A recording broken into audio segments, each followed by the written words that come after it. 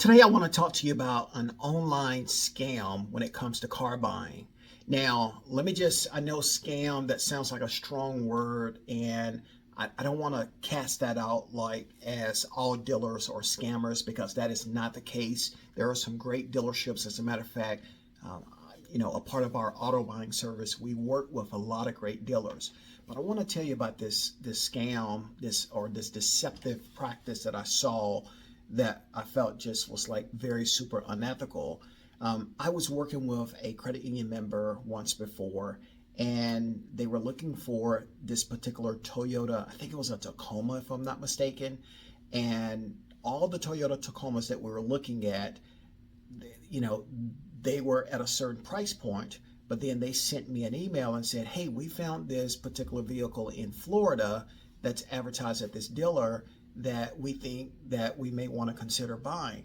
And I said, "You know what? Let me take a look at it for you. I just want to see the deal. I want to look at it because, again, I've done some searching. There was nothing that I found that was even close to what they found at this independent dealer."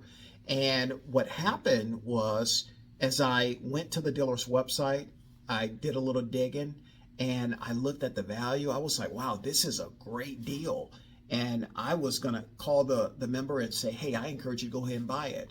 But when I looked into the advertising a little deeper, what I found was, I'm just going to make up a number because I don't remember the exact number, but let's say the vehicle was advertised for $35,000.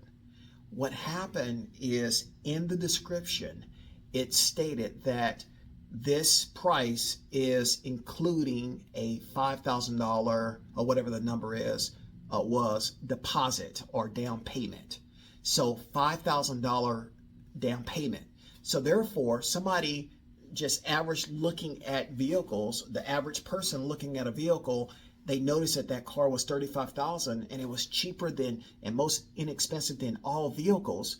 But then when they got to the dealership, they would have realized, oh, that's not including the down payment, which in reality, the vehicle was $40,000 and not $35,000.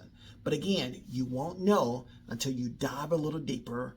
And also, I encourage them to look at the reviews of the dealership. I looked up the reviews and I noticed that this particular dealer had a lot of complaints about the price being changed. So we were able to help save that member time from traveling out of town, out of state, to buy or try to buy a vehicle that was not real.